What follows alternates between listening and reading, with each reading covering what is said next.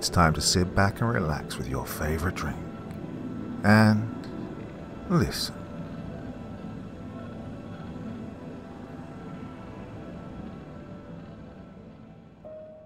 In an attempt to convince the prince to do his duty, he assumes his multi-armed form and he says, "Now I am become death, the destroyer of worlds." I suppose we all felt that in a way. J. Robert Oppenheimer. Project Demigod by Corpse Child. People always used to ask me, what makes you special? Usually it was over the fact that I was given just about anything I wanted. Life was handed to me on a silver platter, well, at least in the eyes of most. Yes, I came from money. Yes, I lived in a very nice house in a very nice area. And yes, I was even enrolled in the top-tier schools growing up. I even had an account to my name with over $120,000 that I would have immediate access to when I turned 18, so yes, I guess you could say I was blessed or special. Of course, it didn't exactly feel that way. Money or no money, I wasn't without my own struggles personally. I may have always had more than enough to eat, never have to worry about where I'd lay my head at night, in an alley or overpass somewhere, sure, but, well, don't get me wrong, I never tried to really flaunt my fortune in anyone's face either. And I wasn't without problems of my own. The biggest of which being my relationship with my father. Growing up, it was just me and him. I never knew my mother, and Dad never even so much as mentioned her in any sort of conversation. Well, the few I can actually remember us having. My father worked as a biological researcher and chemist for the government at one of their research centres. He'd be gone for most of the day back then, and sometimes wouldn't even come home until well into the next afternoon. This didn't bother me too much, though. I'd usually pass the time either painting in the art studio my father had set up in our house in an empty room, or in my own room, reading one of the innumerable novels on Celtic, Nordic, Eastern, and many other folk legends and or mythos. Well, that was, of course, my favourite of those two pastimes.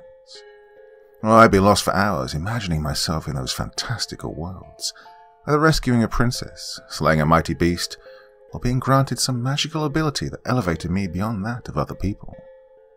Oftentimes, being as quiet as it was in the house during the day, my imagination would go so far as to cause me to conjure up some of these creatures who'd play with me. Of course, at the time, at least, I knew they weren't real, but it was better to me than being alone every day. At night, too, when I'd lay in my bed, I'd hear them, calling out to me, telling me that they were there, that they'd always be there. Unfortunately, this was also for reasons I couldn't yet understand, a big thing that my father mostly disapproved of. I found this out when, one morning when I was younger, about 14 or 15 at the time, I came into my room from school to find him there, holding one of my paintings with the look of absolute fear chiseled into his face. "What are these?" he'd asked, shaking. "Well, they're my paintings, Dad," I replied, confusion and anxiety mixing and causing my legs to quiver. His eyes further widened. I watched the olive complexion drain from his face, leaving him a ghoulish pale. "What's wrong with them?" "Where did you see this?" "What?" "Where did you see this?" he repeated, snapping at me. "Well, they're from the books." "What books?" I led him to the library and showed him. The apprehension on his face grew when I showed him these books. "Get out," he said coldly. "Get out and don't ever let me find you in here again, do you understand?" I just stared blankly at him. "Get out." Well, this time he shouted it. His voice echoed throughout the walls of the library, causing me to run out as fast as I could. I remember how rapidly my heart kept beating when I left the library and ran down the hall. My mind was racing. Why was he so worked up over me reading those books? Why was it so wrong for me to be in there? What was so wrong? I remember contemplating this for hours that day, sitting alone on my bed. I eventually came back out when I heard his footsteps stomping down the hall with a purposeful stride. His eyes were stitched open and bloodshot, almost, well, like those of a wild animal. In his hands were a stack of the books from the library. He went into the living room and set the fireplace before haphazardly throwing them in 2 at a time. Well, this caused me to run into the living room screaming, "Wait, don't, well, what are you doing?" Well, he paid me no attention, continuing to feed the flames like his life was somehow dependent on it. I ran over to try and save the rest of the books, only to be met with a hard shove from my father. I was sent flat on my rear, him boring into me with a crazed look. I was so caught up in my own state of shock and fear that I couldn't really tell that he, in some fashion, had the same look on his face. There was something that evidently frightened him about those books, or at least about me reading them. Again, though, that context was all but lost on me. I just sat there, helpless to whatever my father was going to do next. I expected him to wig out, to start throwing things around the room, or even to hit me. Something. Instead, he just continued staring at me in a state of fright all of his own. Eventually, his face broke into tears, which in turn caused me to turn on the waterworks myself. He seized me and held me close, sobbing heavily. I was confused, but more than that, I was afraid. My head was spinning so quickly that all I could do was hang there in his arms, crying my own eyes out. What was going on? What was Dad so afraid of? Why was he afraid of me reading those books? His head pressed down to the top of mine, and I could hear him mutter through sobs. "Oh, this is all my fault," over and over again. "What is?" I whimpered, wanting much more desperately for an explanation of some kind than an apology. He never answered, though. Instead, he pulled away from me and made his way back into the library. I remained sitting still in front of the open fireplace. In front of me was only a handful of the stack of books he'd brought from the library. A part of me wanted to reach out and grab them, scurrying like a mouse back to my bedroom before Dad came back to burn them too.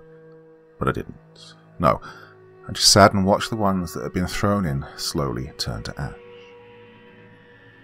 I fell asleep there that night, and in the morning I was awakened by my father roughly shaking me awake. "Wake up. Start packing your things," he said in a voice that was as hollow as the look on his face when he said it. I was confused.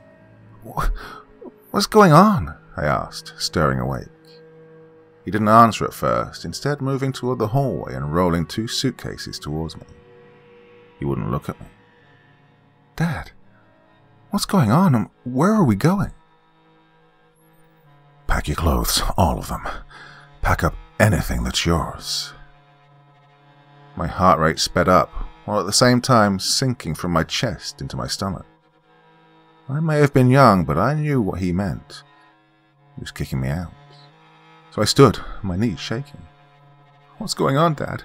Why do I have to—" "Now," he snapped, now making eye contact with me once more. He had that same face he did the previous night. It was empty, yet somehow sympathetic at the same time. I could see that, whatever the reason was, he didn't want to send me away any more than I wanted to leave.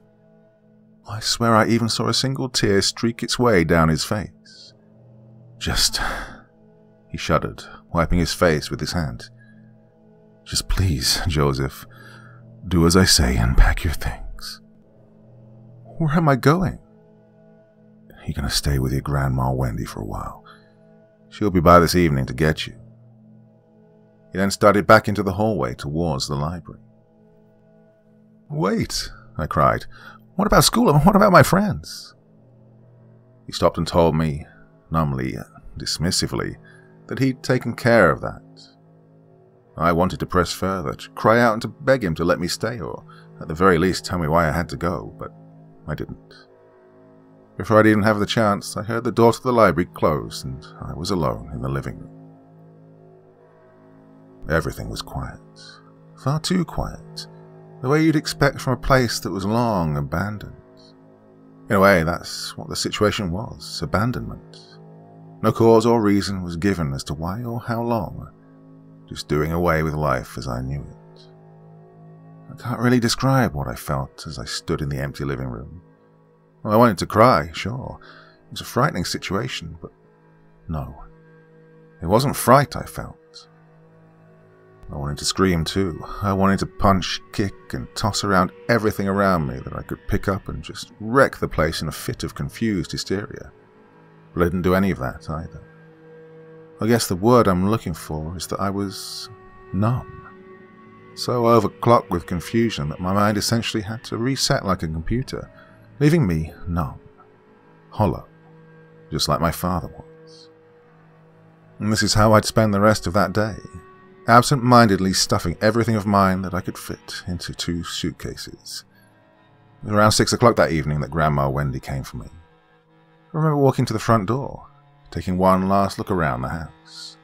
Still empty, still quiet. My father came out of the library carrying an armful of books that I knew he intended to burn when the doorbell rang. Grandma Wendy greeted us with a smile. I can only wonder what she thought when she was received with grim expressions from the both of us. I was told to put my things in the car and wait there while they talked for a moment. And by that point, I was beyond trying to figure out why everybody was trying to be so vague with what was going on. So I just did as I was told. I do remember, though, taking one last look at Dad, silently pleading for him to change his mind. He just looked back at me with a mournful stare and nodded for me to go on. He didn't say anything to me, nor I to him. I just turned around then and went to the car. For a while I just sat there, lost, afraid, and just confused.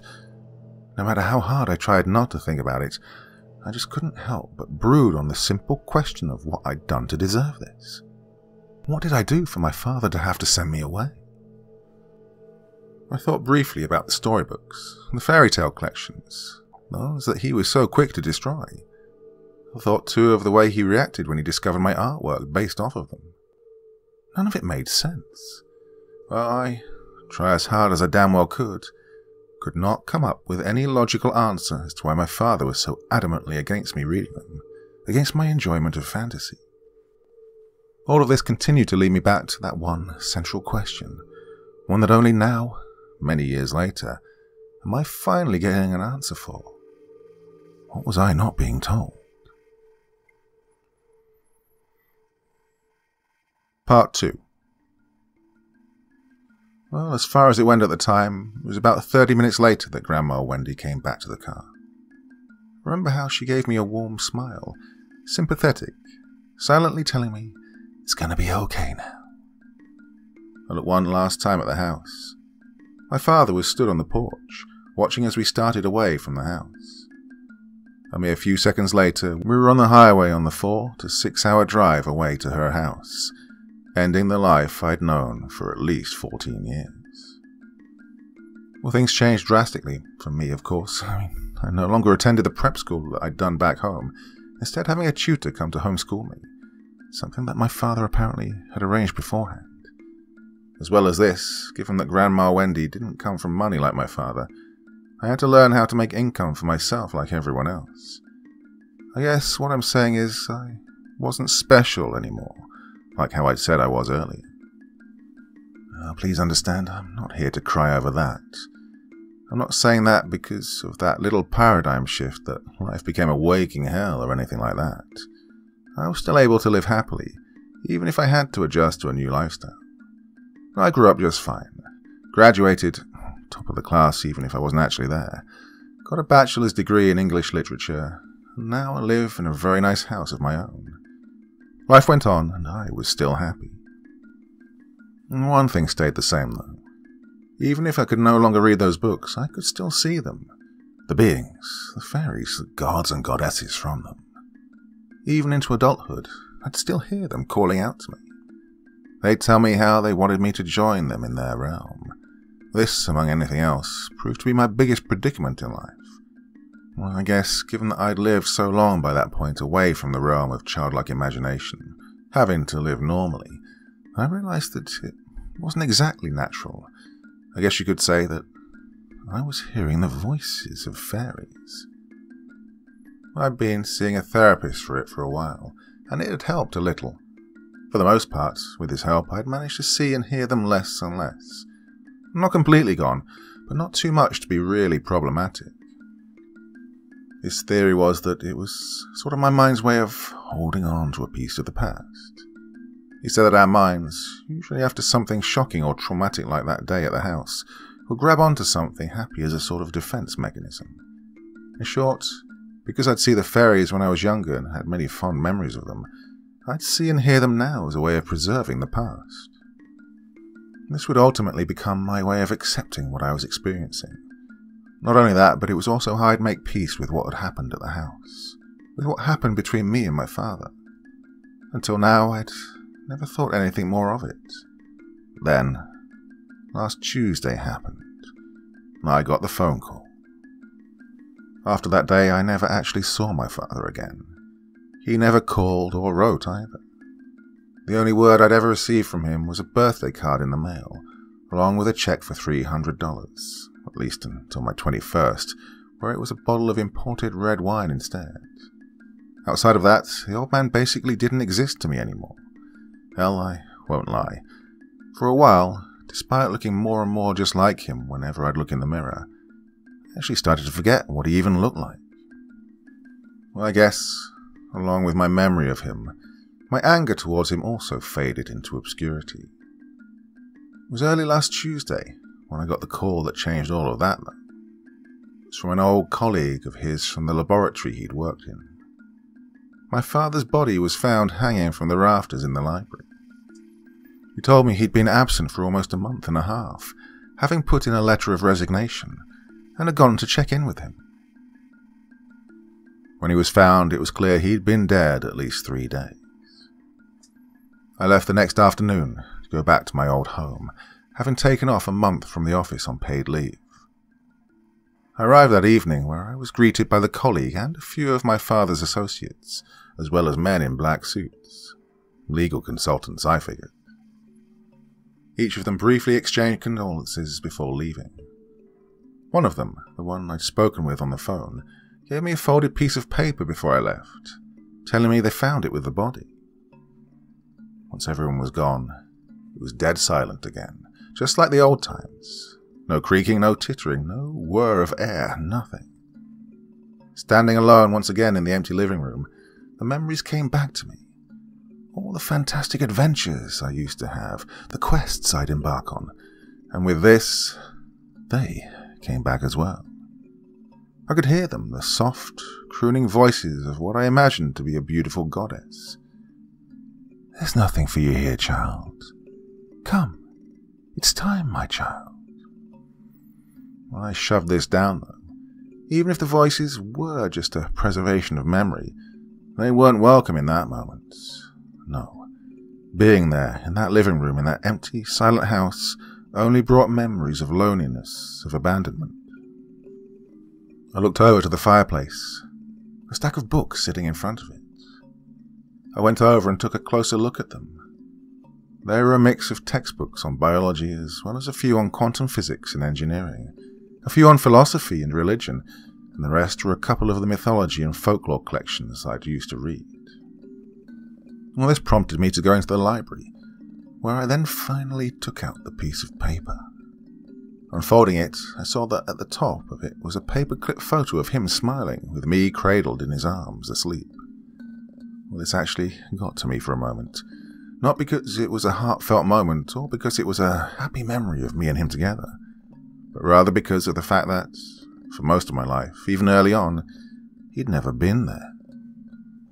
I guess that was another reason why it wasn't hard for me to all but forget about him when he sent me away. Seeing that picture, though, I didn't know how to feel. Below the photo was, scribbled like he was in a hurry when he'd written it, what looked like to me to be some sort of serial code. Well, because of the way it was written, I couldn't make all of it out. What I could read was Monolith D1473, Project Demigod. Under this was the following message, written almost just as illegibly. "There is a God, and I only hope I can be forgiven for my sins. The file has everything. It tells of what I and the others did. It's in the black cabinet second shelf under D category. The time has come that I have to stop hiding and reveal the truth to the world and to my son Joseph. The things I did for him. But now I must pay for my wrongdoings. I must have read that message almost 1,000 times. Two main emotions hit me at the exact same time: confusion and anxiety. What was this file? Hell, what was this black cabinet? In all the times past that I'd lingered in that room, even as big as it was, I'd never once seen any filing cabinets, black or otherwise. More importantly, what was it that file contained that apparently haunted my father, so much so that he eventually took his own life? And what did it have to do with me? So it was with all these questions infesting my mind that I took to scouring the room, looking for the elusive black cabinet.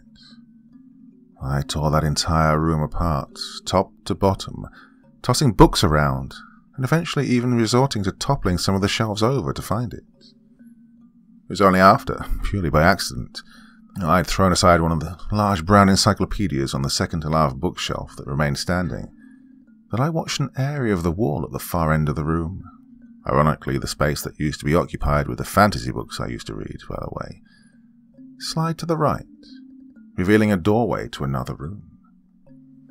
My eyes grew when I saw this. My heart jackhammered away at my ribcage. My knees threatened to buckle beneath me as I slowly approached the room. When I crossed the threshold, blinding fluorescent lights blinked to life, revealing a small, cramped office with a large mahogany desk in the center that had multiple stacks of manila folders, as well as a few miscellaneous documents, some of which were laying discarded on the floor around it. Curiosity was replaced with a dread of excitement as I glanced at the folders, seeing them marked with similar codes to what I'd seen on the note. I knew then that whatever this file was and whatever was in it, it would be found in that office. Behind the desk were two filing cabinets, one white and the other being the black cabinet I was looking for.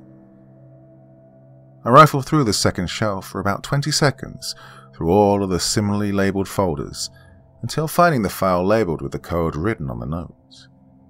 The front of it was marked with a small logo of a long structure or tower, with the words, Monolith Site D1473, Secure File, Project Demigod, Classified Data, stamped across the front. Immediately I closed the drawer and sat at the desk and opened the file. The first several documents were blueprints and diagrams for these weird contraptions that, honestly, I'd have no idea how to really describe. One notable thing about each of them, however, was that they were all labeled as being interdimensional compatible. Some of the diagrams depicted crude drawings of human-like figures, looking to be primarily female in nature upon closer examination, emerging through what I inferred to be a wormhole or portal or something along those lines. A doorway, in other words, to some world so far unknown to this world, that is, except for my father and the unknown persons that apparently assisted him with this. As well as this, some depicted some sort of chamber or vessel, evidently used for containment. These were noted as being made from solid steel and titanium. A bit more digging through the file and I was met with the first official document. It was an introductory note, detailing what Project Demigod was, and their hypothesis. Attached is my transcription of this, and all of the report entries pertaining to the project. A quick note is that these are all undated, or at least, not that I could find, having been purposefully redacted, so it's unknown exactly when any of these events occurred, or the exact time span in between entries. Prefatory matters and introduction. My name is Dr. Weston Greer. Today marks the beginning of a new step in both the realms of scientific possibility and the next evolution of human understanding. After almost 9 years of research, hard work, and tireless dedication, we here at Monolith Site D are ready to begin our most ambitious project yet since first establishing. The first step towards a larger world. Project Demigod. Hypothesis. We will bring a being from another realm, an immortal being, far elevated in every way from any mortal man, into our plane, and, having it breed with a human, will bear a god into the world. We will give birth to a god among men. Method. Through various machinery, see attached diagrams, we will open the door between our realm and the realm we refer to simply as the Veil. Where a subject, classified detail, will then enter and, utilizing a harness specially designed by our technicians, bind and bring back a worthy specimen for breeding. For the breeding process, we've selected 5 male subjects of varying backgrounds, ethnicities, body types, and religions to see which would constitute the best result in a hybrid spawn of man and god. Subject 1 is a Caucasian male, 6'2", 235 pounds, former Marine, unmarried, Catholic. Subject 2 is an Oriental male, 5'6", 185 pounds, farmer and fisherman, wife, deceased, Buddhist. Subject 3 is an African American male, 5'9", 250 pounds, cook in an Italian restaurant, unmarried, atheist. Subject 4 is a Hispanic male, 5'7", 230 pounds, politician, divorced Christian. And Subject 5 is a Native American male, 6 feet, 215 pounds, owner of a metaphysical shop, unmarried, Wiccan, practicing different forms of shamanism. Each subject was hand-selected by the team of Site D and are willing participants in this experiment, having signed a legal contract and term of agreement. Each have been promised $500 in remuneration for their participation in this project. Subjects were also noted to have no immediate families to speak of or next of kin. The process of opening the door and accessing the Veil will commence at 1200 hours sharp. Part 3. Entry 1. The first attempt of opening the Veil has ended in failure. Equipment was functional, but miscalculations were made with sending live subjects through. The first subject was unable to breach through before his flesh was inexplicably flash-seared from his bones. It's unknown at this time what it is that caused this reaction. Associates claim it could have been something with the supernaturally high levels of ultraviolet radiation being emitted from the portal. Adjustments are being made to account for this theory, and we intend to begin another trial at this time tomorrow. Entry 2. For our next attempts of opening the Veil, we took the liberty of selecting multiple subjects, whom I will henceforth be referring to as the Retrievers, all individuals who have little to no money and no known ties to community or next of kin to speak of. To gauge the most effective method for being able to survive the procedure, we tried various forms of UV protection for most of them. For example, the first of our Retrievers was stripped naked and covered from head to toe in multiple coatings of SPF 5000. Another was given a radiation suit, one of our strongest tailored. The last was given nothing. The last Retriever would act as another sort of control for attempting to breach through a second time. Each of these resulted in failure and loss of life for all 3 Retrievers. Both the protected and unprotected were fried immediately upon contact with the doorway. This has, naturally, led to speculation that either the UV rays are far too strong for any man-made implements to protect against, or that there is something else entirely that is causing this result. At this time, we are unsure exactly how to proceed. Funding for the project was already at risk with the expenses in gathering the necessary implements. Because of this, we must tread carefully when proceeding further, and do our best to make the next attempts a success. Entry 3. Another of the researchers of my team, Dr. Emil Pence, a theologist and professor of religion at the university, has given a new theory. It's his belief that because the realm in which we're attempting to access is largely similar to those spoken of in fiction, or mainly children's fiction, that perhaps success can be yielded by utilizing a child. The primary idea behind this belief is that, Because children's minds typically hold on to the possibilities of fantasy and innocence more than the minds of adults, they may stand a better chance at withstanding the forces being emitted from the doorway. Most others are very skeptical to this theory. I myself am not entirely quick to attempt this either, though I will admit that a part of me finds itself considering it as the more plausible solution. Of course, with this comes the question of where and how to obtain child volunteers for the project. Never mind the question of ethics of that decision, there would also be major legal obstacles with it as well. As we are, yet again, at a complete loss of how to proceed, myself and the team are on a 5-day furlough, paid leave. Hopefully a short absence from the project will allow for a viable option to present itself when we return. Entry 4. After almost a week's leave, we still hadn't come to any viable conclusion. It was during our last conference that the idea of using children as retrievers was brought into question once again. Like last time, most immediately dismissed the idea, primarily due to the far-fetched logic Pence presented with it.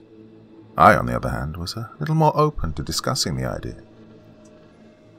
The dilemma presents itself once again. Where would we be able to find children who can volunteer for something as dangerous as this? I, personally, would be against it entirely, but I know of no other solutions at this time. Time is starting to run thin as well, with sponsors and with contributors to the project expecting an update in only a few weeks. They're expecting results. I currently, however, only have failure.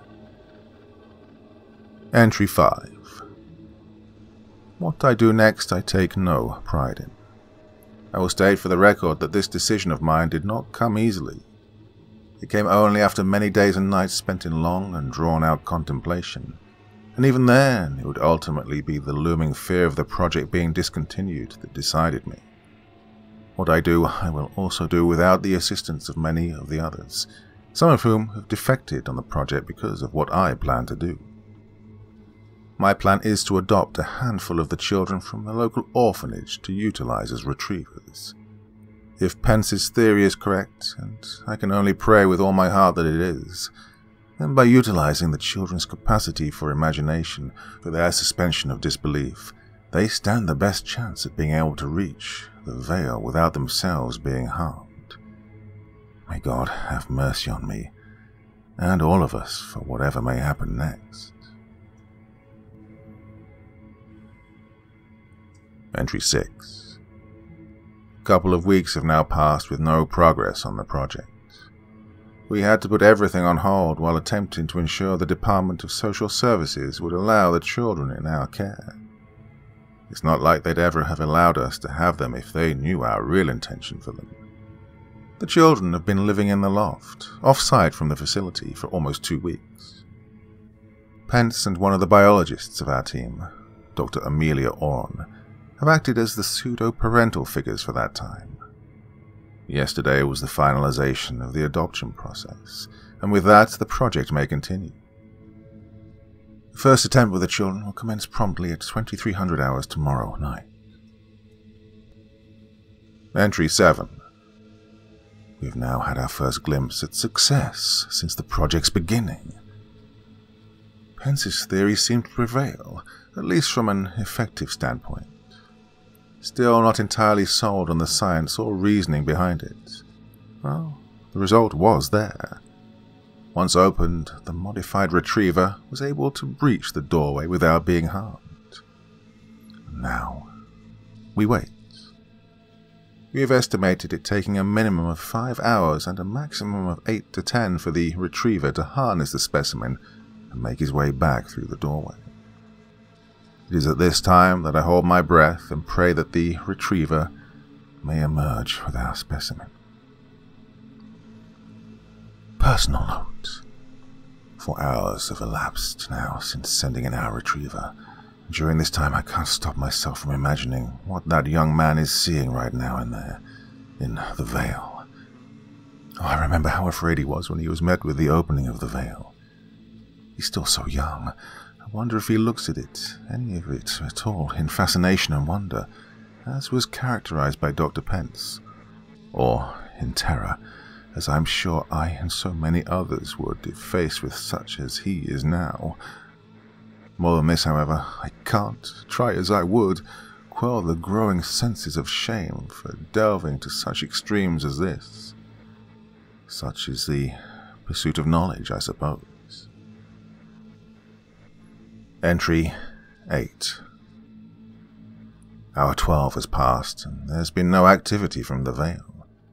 No sight nor sound has been reported from either the retriever or anyone else from the other side. Pence believes this is just a minor delay, to use his words. He estimates that this could be due to the retriever's own sense of curiosity. In other words, he believes he's simply exploring the Vale. And this, of course, is only speculation, given that we cannot see the retriever, what it does, but, well, it's the most sound conclusion presented thus far. Dr. Pence has suggested that we wait a further 3 hours before attempting anything further. Personal note. I can't help it. I feel as though he's in grave danger. Pence has advised that I and the others attempt to get some rest, but I can't sleep. I can't even think of sleeping. Not with him still in there alone, faced with wonders that no grown man appears to be able to withstand. I can't close my eyes without seeing the look of cold, unbridled fear on his innocent face. It's now that the haunting query presents itself to me, the bane of all scientific ambitions. Will what we're doing be for the better of our fellow man? And if so, how steep a price must be paid to achieve it? At this time, I cannot conclusively answer this. Entry 9. The 3 hours have passed, along with an extra 2 for added measure. Still nothing from either the doorway or the retriever. This was when the retriever was officially declared dead, and this trial another failure. At this time, the team and I are discussing what our next move should be. Most collectively agree that utilizing the other retriever is a risky venture, not to mention largely unethical. Dr. Pence, however, disagrees, advising to utilize another of them immediately. At this time, we are undecided, and we have so little time remaining to yield any results. Entry 10. Against the judgment of many of the others of the team, as well as my own conscience, we utilized another of our retrievers. This one was a little girl, the only one of the bunch.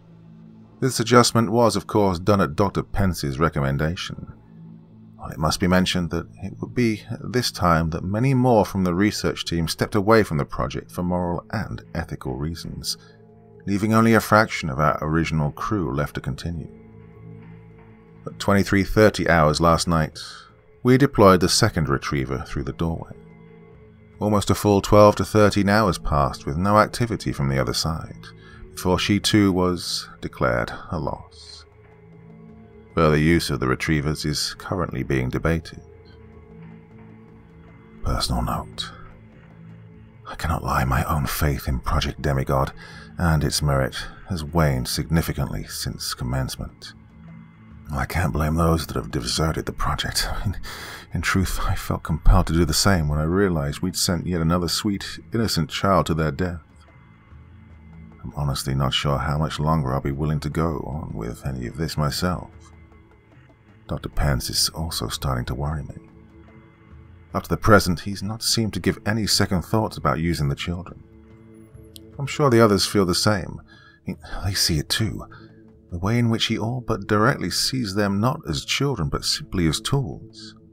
Well, he is a brilliant man, and has built much rapport with the scientific community and with the higher-ups of Monolith. But I'm finding myself wanting to trust him and his judgment less and less.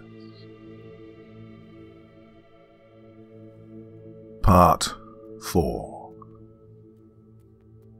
Entry 11.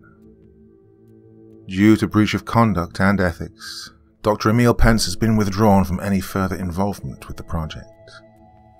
On a routine checkup of the remaining retrievers in the loft, One of them notified me that he'd selected another of their number to be taken back to the site. At that time, I'd not been made aware of any decision to continue with another retriever trial.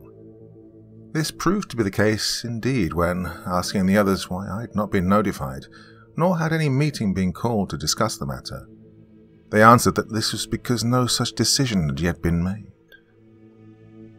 When I went into the testing room, I found Dr. Pence guiding the retriever into the doorway. I was too late to halt the procedure, and the third retriever trial was set in motion, unauthorized. Upon interrogation, Pence explained that he'd devised a way to ensure the retriever's return, through virtue of a stuffed teddy bear, theorizing that carrying the toy while inside would act as an anchor to our world, thus reducing the chances of getting lost inside the veil.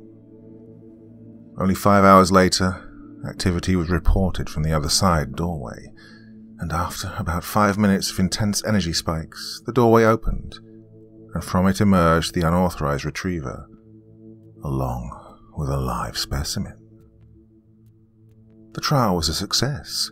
All the same, though, I couldn't tolerate a blatant violation such as this.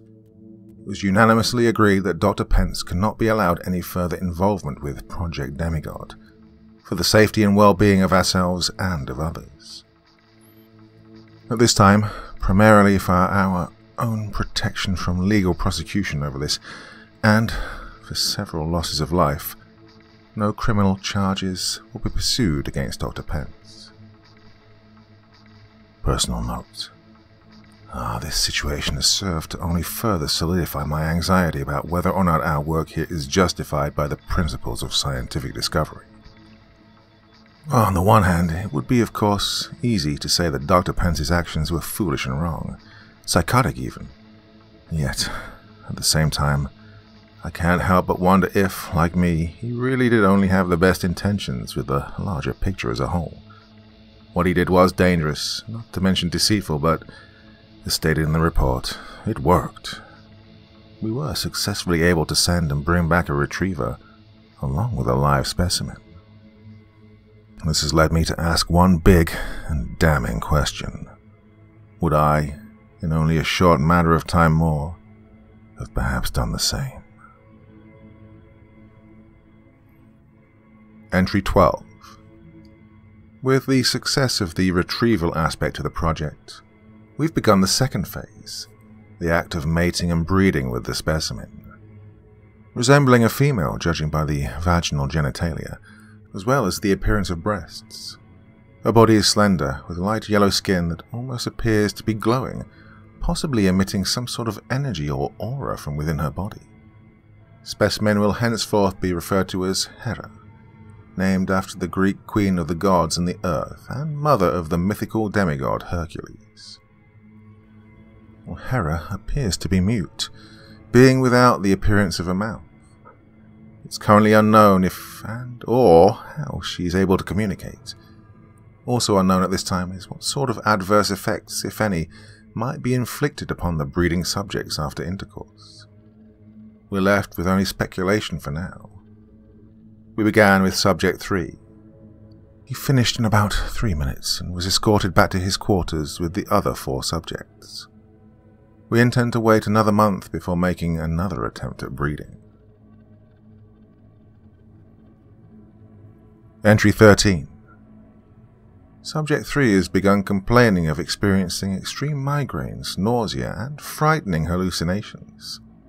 Subject appears to be suffering insomnia as well, as testified from the other subjects.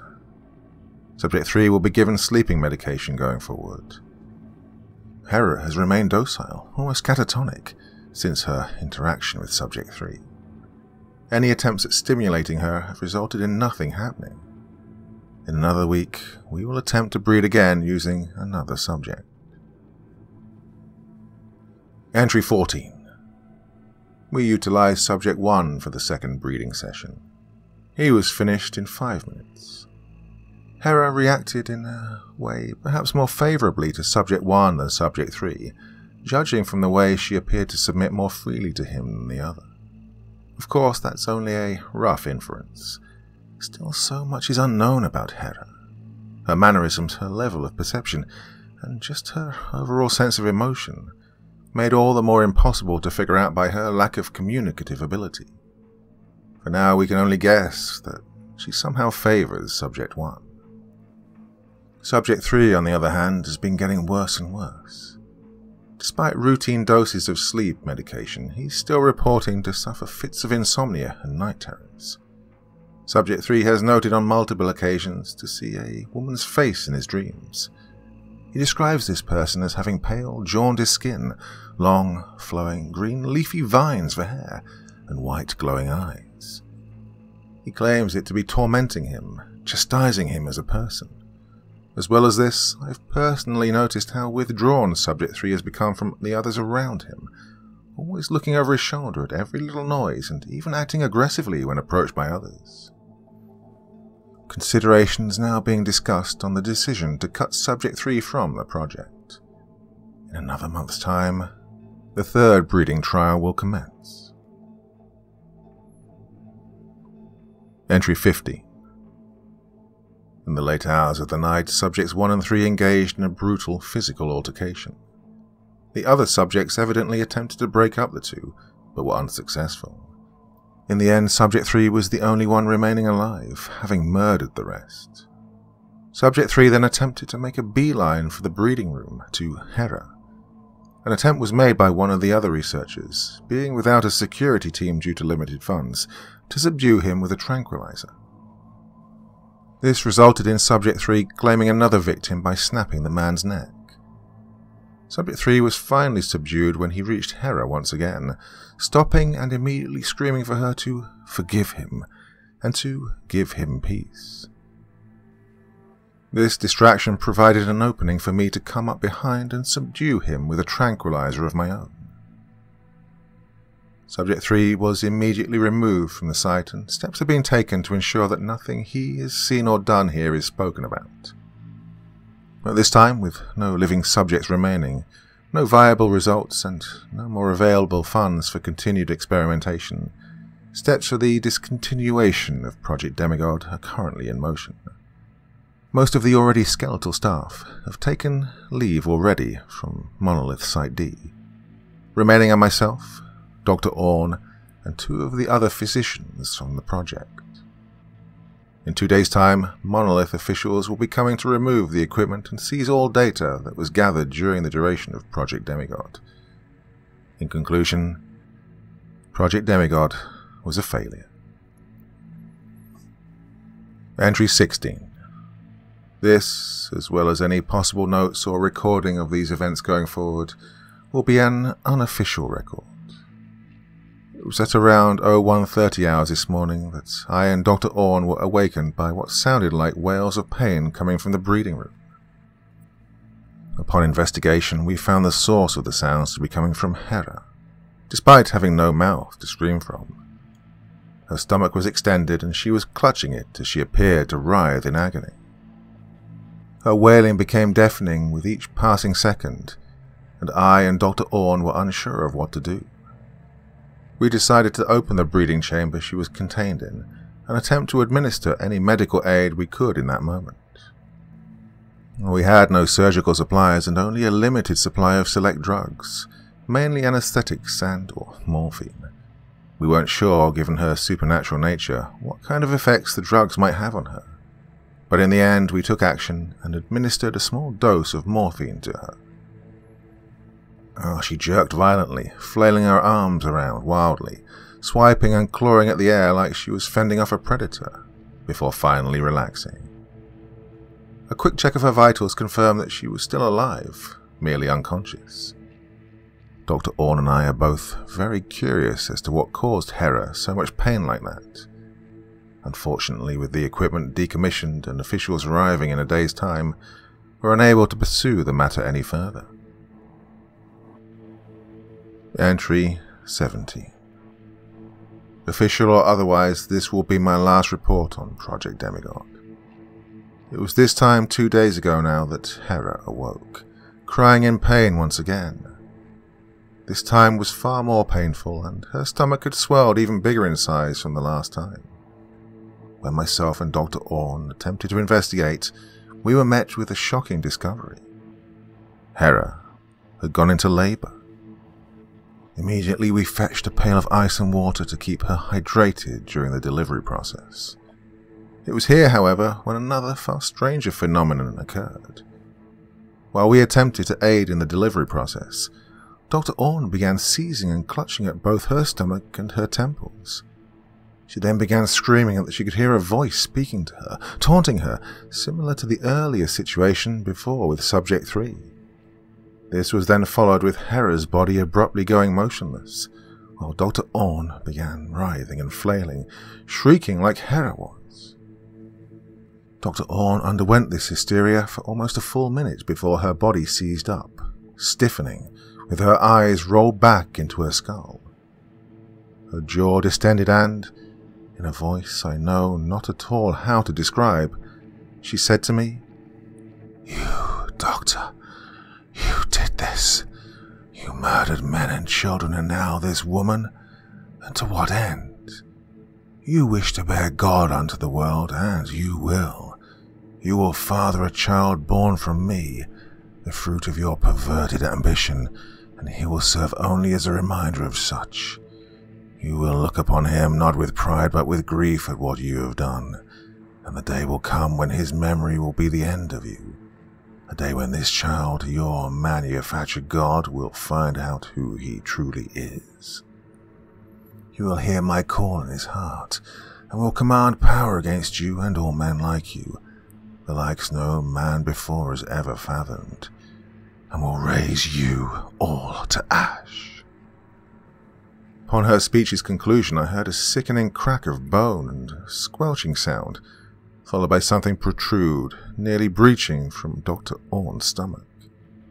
This happened again, this time succeeding in breaching her flesh.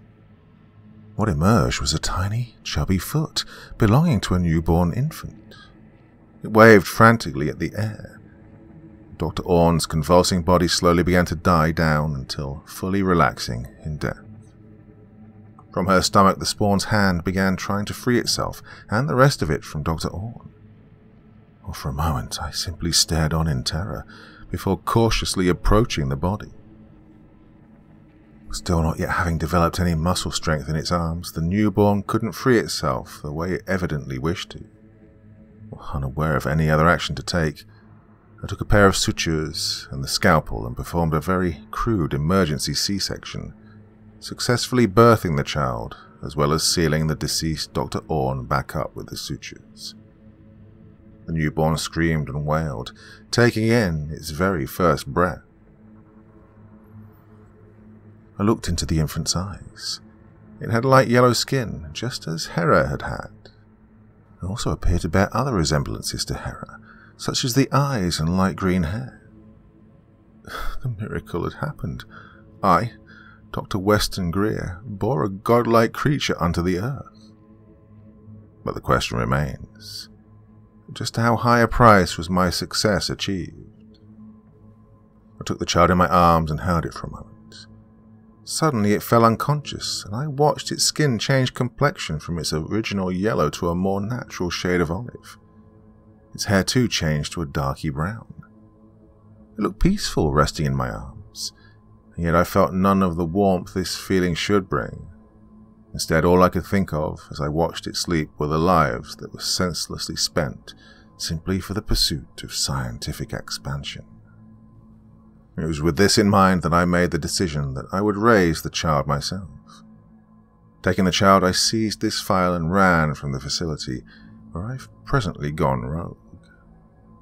I've gone through the process of changing my name, as well as finding a new home, somewhere they're likely not to think to look if and when they do come for me and or the files.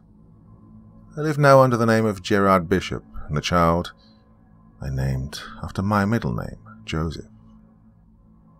Admittedly, I fear those dying words. The day will come when his memory will be the end of you.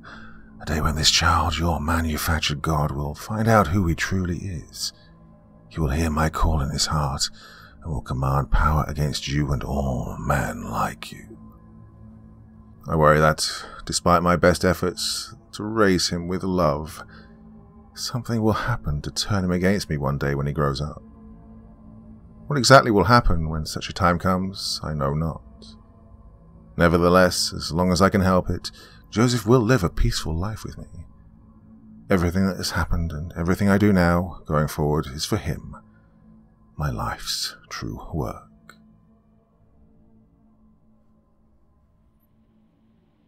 I stared for what felt like hours at that page. Then I flipped back and read and reread through it again. I couldn't believe what I just read. No, I wouldn't believe it. My father, a brilliant and celebrated scientist, accomplished his greatest achievement by murdering others in the name of science, at least 2 of which were children.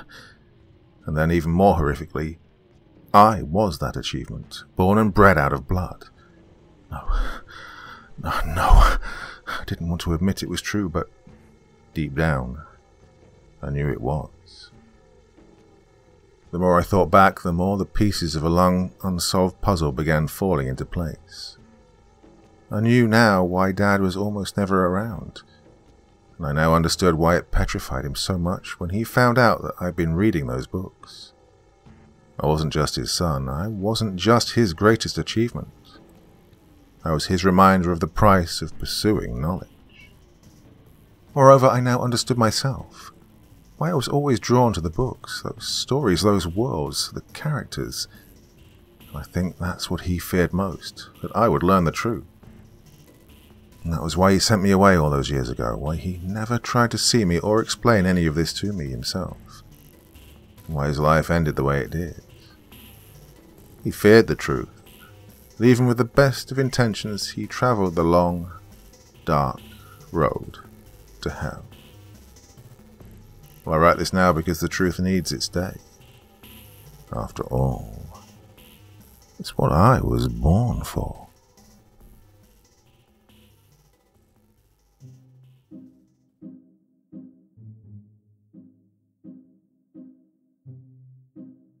Oh my god, what on earth have I just read? Wow, okay, that's Corpse Child again. Been doing quite a few of those stories recently, and that's probably his best so far. My god, what on earth? Where did that come from? Okay, kind of dragged me along most of the way without really putting 2 and 2 together. Did it do the same for you? Did you guess early on? Thoughts, feelings, anything else you want to write in the comment section below the video, and as ever, I'll do my best to reply to as many as I can. Now it's baking hot here. I'm in my office up on the 2nd floor. 35-ish degrees here, and I'm sweating buckets, so I'm going to do some editing downstairs, and this story will be out later tonight. Oh, of course it is. You're listening to it right now, aren't you? Well, that's enough babbling for me for one evening. Back in very soon. Till the next time, my dear friends, very, very sweet dreams, and bye-bye.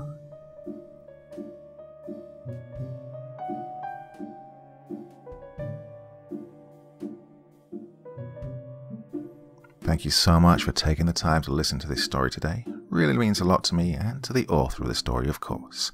Well, if you want to know more about me, I'm pretty much everywhere on social media. You can find me on Facebook, Twitter, Instagram. You can download my music on SoundCloud. I've got a Patreon if you feel like. Throw me $1 or $2. Very much appreciated. And of course, on Reddit, I have a place where you can leave stories if you want me to read one that you've written. Well, hoping to see you all again very soon. Till then, sweet dreams, and bye-bye.